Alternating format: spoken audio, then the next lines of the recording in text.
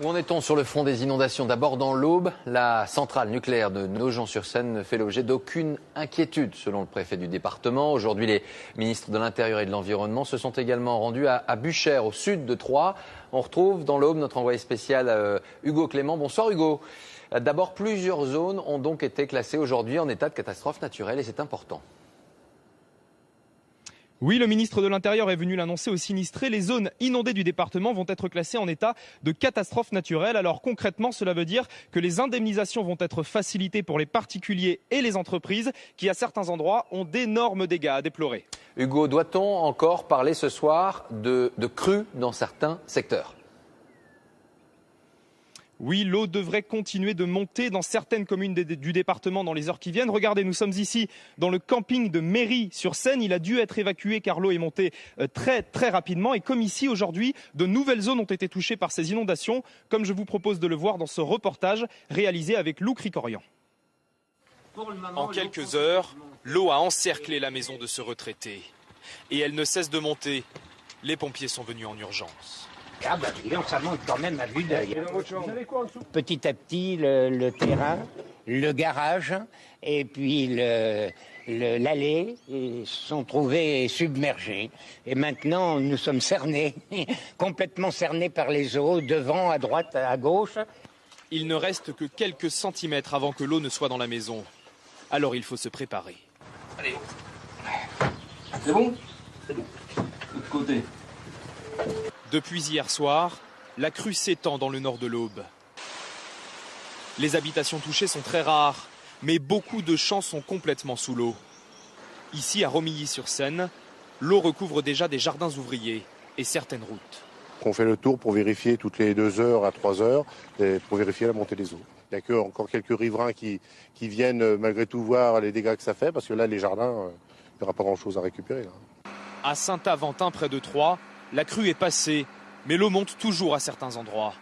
Cette fois, ce sont les nappes phréatiques qui débordent. Pour que les habitations ne soient pas inondées, la sécurité civile doit évacuer l'eau. Ils coupent la pompe de temps en temps pour voir si la nappe phréatique ralentit dans sa montée. Puis là, ils viennent de la rallumer parce qu'ils voient que ça a atteint le niveau critique. Ce soir, les autorités restent en état d'alerte dans tout le département. Et autre secteur touché, il y a quelques jours, par cette montée des eaux, on part cette fois en Côte d'Or. Là-bas, les sinistrés souhaitent obtenir des réponses du côté de leur assureur. Reportage près de Dijon, Denis Sébastien et Éric Jacquin. Après une semaine d'inondation, l'eau regagne petit à petit le lit des rivières. Mais derrière elle, l'heure des comptes a sonné. Élodie et Mickaël Guénuchot ne sont au sec que depuis ce matin. Ils attendent avec inquiétude la visite de l'expert envoyé par leur assurance. Madame Guénuchot, locataire. Voilà, ça c'est quand on s'est levé à 3h du matin. Voilà ce qu'il y avait. 30 cm d'eau pendant 5 jours dans la maison. Le couple et son enfant ont dû être relogés. Meubles, électroménagers, il faut tout racheter. On n'a plus rien. Donc même si on retrouve un logement, on n'aura pas d'équipement. Donc oui, pour nous c'est important. Ouais. Donc bon, on compte quand même sur les assurances pour nous aider sur ce coup-là, quoi. Pour nous aider à repartir. Pour l'expert, c'est déjà la 7e visite de la journée. À tous les sinistrés, même promesse, les dossiers seront traités au plus vite. À partir du moment où on a arrêté un chiffre, après ça va très vite. Bon, après la réflexion des lieux, ça c'est autre chose. Bon, je maîtrise pas, mais dans les 10 jours, à mon avis, c'est réglé, quoi. Comme dans toutes les communes touchées, on attend la reconnaissance de l'état de catastrophe naturelle pour accélérer les indemnisations. Le maire fait le point avec tous les habitants concernés. L'assurance a été prévenue. L'assurance a été prévenue, il m'a envoyé un mail.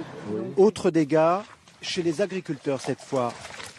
Certains champs sont encore immergés 7 jours après. Une grande incertitude pèse sur les récoltes à venir. La pomme était en train de pourrir, donc ça veut dire que c'est mort. La parcelle est foutue. Au total, pour ce producteur, 50 hectares de champs de pommes de terre qui ne produiront sans doute pas. Les banques, elles ne vont pas s'occuper s'il y a eu l'eau ou pas. Quand il va falloir régler les annuités, je ne sais pas comment ça va se passer. Incertitude aussi pour les autres cultures, comme les céréales, toujours les pieds dans l'eau. Qu'ils soient agriculteurs ou simples particuliers, pour les sinistrés de Côte d'Or, l'addition risque d'être lourde.